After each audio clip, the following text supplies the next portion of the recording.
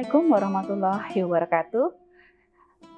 Pemirsa, hari ini sudah memasuki Ramadan 1446 Hijriah. Kami menayangkan program Tausiah Ramadan. Kali ini dengan Banjarmasin Pos telah hadir narasumber kita, yaitu Profesor Dr. Haji Mujibur Rahman, SAG MA. Beliau ini adalah Rektor Universitas Islam Negeri Antasari Banjarmasin. Kita sapa dulu beliau. Selamat sore, Prof. Selamat sore. Selamat sore. Baik, Prof. Pada hari ini kita akan membahas mengenai Ramadan adalah training kepemimpinan. Oke. Seperti kita ketahui, Prof, bahwa pada Ramadan tahun ini bertepatan dengan tidak lama setelah pelantikan para kepala daerah se-Indonesia serentak. Nah, mungkin ada hikmah yang bisa kita dapat dari momen Ramadan ini, tidak hanya bagi para pemimpin daerah yang baru saja dilantik, tapi juga kita pribadi sebagai seorang muslim yang menjalani ibadah puasa di bulan suci Ramadan. Baik, untuk lebih lengkapnya kita langsung saja berbincang dengan Profesor Mujibur Rahman. Baik, bagaimana Prof menurut pandangan Profesor terkait dengan momentum Ramadan ini jika dikaitkan dengan kepemimpinan? Apakah ada hal yang bisa kita petik atau pelajaran yang bisa kita petik, Prof? Baik, terima kasih. Mungkin ada 3 barangkali ya yang menjadi poin pelajaran yang bisa kita ambil dari puasa Ramadan terkait dengan kepemimpinan. Yang pertama, di bulan suci Ramadan ini itu ada ibadah puasa, dan ibadah puasa itu sebenarnya adalah ibadah yang sangat pribadi. Jadi hanya kita dan Allah yang tahu sebenarnya. Kalau kita mau bohong, ya orang lain bisa saja tidak tahu. Tidak tahu. Ya kan? Nah, di sini kita memulai kalau sebagai pemimpin itu dengan mengontrol hawa nafsu dan diri kita sendiri yang harus menjadi orang yang jujur dan baik itu meskipun tidak diketahui orang lain kecuali kita sendiri dan Tuhan gitu ya. Dan menahan diri dari godaan hawa nafsu itu yang luar biasanya ya. Di bulan Ramadan itu kan kita bukan hanya menahan diri dari yang haram ya, dari korupsi itu sudah pasti haram, tapi kita menahan diri dari yang halal. Yang halal pun kita tahan gitu ya, dari fajar sampai matahari terbenam itu yang halal kan tidak boleh juga. Iya. Nah, itu satu pelajaran penting bahwa kalau kita yang halal saja mampu mengendalikan diri, ya, yang haram seharusnya lebih mampu. Lebih mampu lagi ya. Nah, jadi ini kalau sebagai pemimpin berarti kita sudah bisa mengalahkan hawa nafsu kita, keinginan-keinginan rendah kita, dan mengutamakan kebaikan dan kebenaran untuk orang banyak ya. Karena jangankan yang haram, yang halal pun kita mampu mengendalikan diri. Nah, itu yang pertama. Kemudian yang kedua, seorang pemimpin itu kan harus punya kepedulian dan empati ya kepada nasib orang lain, khususnya mereka yang berada di dalam kepemimpinannya. Empati artinya mampu menempatkan dirinya pada posisi orang lain. Nah, ketika berpuasa tentu siapapun itu orangnya bisa membayangkan bagaimana rasanya lapar karena dia mengalami sendiri. Nah, bagaimana orang-orang yang miskin, yang fakir ya, yang kesusahan, yang tidak punya apa-apa dimakan, itu kita yang punya duit pun merasakannya gitu. Maka sebagai pemimpin itu kita dilatih dan melatih diri kita untuk membuat diri kita tuh peka terhadap penderitaan orang lain, terhadap kesengsaraan, kesusahan masyarakat yang kita pimpin. Nah, kalau kita sudah mampu berempati, maka kita akan membuat kebijakan, keputusan, ya, program-program yang bisa membantu mereka yang dalam keadaan susah, mereka yang dalam keadaan miskin dan seterusnya itu. Nah, yang ketiga, di bulan suci Ramadan ini adalah masa ketika Al-Quran pertama kali diturunkan. Itu artinya kenabian Nabi Muhammad itu dimulai pada bulan Ramadan. Nah, ini pelajaran yang sangat, menurut saya, hemat saya sangat penting ya. Karena Nabi Muhammad itu kan orang yang miskin, yatim piatu, berjuang hidupnya sampai kemudian dia menjadi pengusaha sukses bersama dengan istrinya. Hidupnya sejahtera. Tetapi kok mau-maunya jadi rasul itu? Padahal berat ya, Prof ya. Sangat berat. Bukan enak jadi bakalan dimusuhi orang, dan itu terjadi. Nah, salah satu riwayat itu mengatakan bahwa beliau itu ketakutan, ya kan? Waktu pertama menerima wahyu itu. Saya kira salah satu tafsirnya adalah bahwa beliau merasa itu beban yang berat. Jadi amanah yang diberikan Tuhan kepadanya itu dia sadari betul bahwa ini bukan perkara yang mudah. Nah, dan karena itu wajar kalau beliau merasa ketakutan atau gemetar menerimanya. Nah, di sini kita yang katakanlah yang menjadi pemimpin ya, itu bisa bercermin bahwa di bulan Ramadan ini Tuhan pertama kali mewahyukan Al-Quran, dan di situ berarti Nabi diangkat sebagai pemimpin. Beliau sendiri orang yang sangat baik, sebegitu takutnya, sehingga kita juga harusnya ada rasa takut gitu. Ya, anggaplah waktu pelantikan itu, saya berjanji akan mengutamakan kepentingan negara dan masyarakat di atas kepentingan pribadi dan golongan, misalnya ya. Ingat nggak, ya kan? Nah, itu tuh berat, itu berat. Jadi satu, kedua, Nabi itu orang yang sudah selesai dengan dirinya sendiri.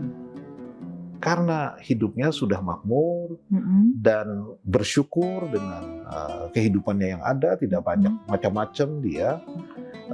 Dia tidak ingin memanfaatkan misalnya posisinya itu sebagai cara untuk menjadi orang kaya raya, lebih kaya atau lebih sukses, tidak ada. Makanya ketika dia disuruh berhenti, ditawarin macam-macam, tidak mau kan? Karena memang dia punya misi. Nah, itu bedanya. Jadi sebagai seorang pemimpin, dia punya misi, punya cita-cita yang ingin diwujudkannya untuk membangun masyarakat. Nah, dan tidak ada kepentingan pribadi, sehingga dia adalah orang yang selesai dengan dirinya sendiri. Nuzulul Quran itu, ini yang terakhir ya, terkait dengan unsur yang ketiga, bahwa Nabi pertama kali menerima wahyu adalah bahwa pada malam itu Nabi menerima 5 ayat pertama dari Al-Quran. Perintah utamanya kan adalah membaca. Membaca kemudian menulis ya. Bahwa Tuhan mengajarkan ilmu dengan tulisan gitu ya. Nah, saya kira itu satu petunjuk penting bahwa seorang pemimpin itu harus mau belajar terus-menerus, membaca keadaan, membaca informasi, belajar ya. Jangan sampai kita melakukan keputusan dengan kebodohan. Ya. Itu tidak boleh.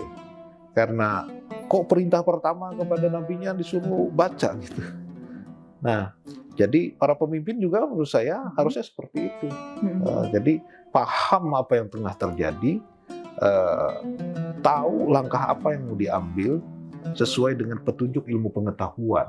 Ya. Jadi tidak sekedar ngaur mau bertindak begini tapi pertimbangannya tanpa ilmu, itu tidak benar. Jadi pertimbangannya harus berbasis ilmu pengetahuan. Saya kira itu ya, mungkin kepanjangan. Enggak, menarik sekali nih Prof. Justru ini menginspirasi kita mungkin ya, bahwa justru di momen Ramadan ini saatnya bagi pemimpin lah ya untuk Ya. mempersiapkan diri, mempersiapkan jiwa kepemimpinannya, bahwa pemimpin itu tidak sekedar mengomando orang, sekelompok orang, memerintah orang, atau untuk kepentingan diri sendiri, golongannya, atau mungkin yang lebih pragmatis hanya untuk mencari kekayaan, memperkaya diri sendiri. Tapi lebih dari itu ada tanggung jawab ya Prof ya. Betul. Jika mau belajar dari momen Ramadan ini, Ya. tentang perjuangan Nabi dulu ketika diangkat sebagai Nabi, ada hal yang tanggung jawab besar di situ ya Prof ya. Ya. Nah, bagaimana kira-kira seorang pemimpin itu yang baik ketika menjalankan kepemimpinannya nanti, Prof? Apakah harus sesempurna Nabi gitu kan? Kira-kira apa yang harus dimulai? Ya. Pertama begini, kalau kita menceritakan Nabi Muhammad, justru karena dia adalah teladan. Teladan. Qul innama ana basyarum mithlukum yuha ilayya, itu kata Nabi. Sebenarnya aku ini adalah manusia seperti kalian, tapi aku lebihnya itu dikasih wahyu, gitu kan. Nah karena itu meskipun kita tidak sesempurna beliau, beliau ada teladan yang menjadi cermin bagi kita. Kita mungkin tidak bisa, ya bukan mungkin, sudah pasti tidak bisa seperti beliau, tetapi ada satu keinginan, ada satu upaya dari kita untuk meneladaninya. Itu berbeda dengan kita membelakanginya, ya kan? Sangat berbeda. Jadi misalnya tadi saya katakan kita berempati gitu ya kepada masyarakat, terutama mereka yang kurang beruntung, yang bodoh, yang miskin gitu. Nah, itu kan kepedulian para nabi, para pemimpin yang baik lah ya. Nah sekarang apakah kita juga punya kepedulian seperti itu? Kita punya anggaran sekian-sekian, ini untuk apa? Uang rakyat ini misalnya. Nah kalau ada kepedulian pada mereka yang kurang beruntung, berarti kita akan memprioritaskan program-program itu membantu mereka ini, misalnya begitu. Jadi kepedulian diterjemahkan dalam satu kebijakan dan program-program ya kalau dia sebagai pemimpin. Dan mungkin lebih spesifik lagi karena ini momen Ramadan ya Prof ya, memimpin diri dulu sendiri deh ya Prof ya. Betul. Sebelum memimpin orang lain, pastikan diri sendiri bisa tidak menahan nafsu tadi, kemudian berpikir yang dicontohkan Nabi tadi, seperti yang Profesor bilang. Iya, jadi memang ada dua sudut pandang ya. Pertama Karl Marx, dia mengatakan para filosof itu hanya pandai menafsirkan dunia, padahal yang dibutuhkan adalah bagaimana cara mengubahnya. Yang kedua adalah Sufi Jalaluddin Rumi. Dia mengatakan, dulu ketika aku muda, aku ingin mengubah dunia. Tapi sekarang setelah aku tua dan bijaksana, aku hanya ingin mengubah diriku sendiri. Saya berpandangan bahwa dua sudut pandang itu benar. Bahwa kita harus mengubah diri kita sendiri terlebih dahulu, seperti dikatakan Rumi. Baru kita bisa mengubah dunia. Jangan terbalik. Jangan terbalik ya Prof ya. Iya. Dari yang kecil begitu dulu deh. Kalau ada penyaring dari diri sendiri, kita tanpa dilihat orang, kita tidak melakukan kesalahan karena takut dengan Allah ya. Otomatis insya Allah tindak tanduknya akan benar ya Dok. Betul. Ya Prof ya. Betul. Baik. Oke Prof, mungkin terakhir untuk pembahasan tentang Ramadan dan kepemimpinan ini, Ramadan training kepemimpinan, latihan kepemimpinan, ini tema kita Prof. Itu mungkin tidak hanya untuk pemimpin juga, tapi mungkin masyarakat Muslim secara umum juga ya Prof ya. Benar. Jadi salah satu yang menurut saya cukup menarik di bulan Ramadan ini, saya pernah menulis, kita yang paling disiplin dan tepat waktu itu saat berbuka. Tapi Langsung sudah siap tuh Prof. ya, semua nunggu Siap. tepat waktu begitu. Kenapa kita Mm. tidak berdisiplin seperti itu kalau bekerja, kalau melaksanakan tugas gitu ya? Harusnya kan itu bisa terefleksikan dalam perilaku yang lain. Iya, iya. Nah, masyarakat kita harusnya juga begitu, jangan hanya pemimpin ya. Jadi pemimpin masyarakatnya kalau disiplin kan bagus. Iya. Jadi melatih dari diri sendiri, kepemimpinan, memimpin diri sendiri dulu ya Prof ya, Ya. bahwa ada hal-hal yang istilahnya tuh prioritas, ada yang sesuai dengan utamanya lah, yang baik gitu ya. Ya.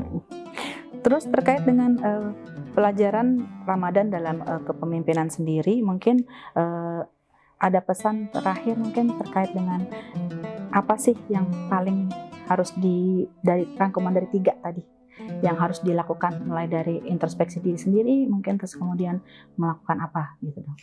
Yang paling berat menurut saya, seorang pemimpin itu tugas utamanya adalah menegakkan keadilan. Jadi apa yang tadi saya sebutkan terkait dengan kita sebagai pemimpin harus mampu mengendalikan hawa nafsu, Iya, jujur, jujur. itu kan keadilan. Intinya kita tidak akan bisa berlaku adil kalau kita tidak bisa mengalahkan hawa nafsu. Kita tidak akan bisa berlaku adil kalau kita tidak punya empati kepada mereka yang lemah. Kita tidak akan bisa berlaku adil kalau kita belum selesai dengan diri kita sendiri. Kita juga tidak bisa berlaku adil kalau kita bodoh. Nah, jadi keadilan sesungguhnya adalah inti dari kepemimpinan. Karena itu ada seorang sufi yang mengatakan begini, kalau Anda percaya pada wali, ada wali ya, orang suci, orang yang dekat pada Allah, itu ada 3 katanya jenisnya. Jenis yang pertama, wali itu tersembunyi, nggak ada yang orang tahu, dia sendiri dengan Allah saja, dia dekat. Jenis yang kedua, dia juga dikenal karena dia mengajak orang lain untuk dekat kepada Allah, untuk bertobat, untuk ini yang kedua. Tapi ada yang paling tinggi, itu wali yang menjadi pemimpin karena dia menegakkan keadilan. Jadi imam yang adil, pemimpin yang adil, itu adalah citra ideal kepemimpinan dalam Islam. Dan puasa itu sebenarnya kan keadilan. Jadi misalnya gini, kita tidak disuruh puasa 24 jam. Kita juga harus berlaku adil pada tubuh kita, ya kan? Ada istirahat, tapi kita juga boleh makan, boleh minum, gitu. Kalau di perjalanan kita bakalan sakit, nggak usah puasa, nah, itu kan? Ya. Kalau orang sakit tidak diwajibkan puasa. Jadi itu ada keadilan pada tubuh juga. Nah, inilah intisari daripada puasa sebagai pembelajaran bagi kepemimpinan, menurut hemat saya. Baik, terima kasih banyak Profesor Mujib. Tausiahnya luar biasa sekali, sesuai tema kita pada hari ini tentang Ramadan adalah training kepemimpinan. Karena keterbatasan waktu, kita akhiri Prof. Terima kasih banyak. Baik pemirsa, semoga Anda semua yang menjalankan ibadah puasa Ramadan 1446 Hijriah pada tahun ini tetap diberikan kesehatan dan kelancaran. Kemudian ingatlah bahwa puasa itu, ibadah Ramadan itu menjadi pelatihan untuk diri kita sendiri, terutama untuk bagaimana kita memimpin diri kita sendiri untuk menjadi lebih baik lagi. Dan bagi para pemimpin yang baru saja dilantik, semoga bulan Ramadan ini juga menjadi sarana atau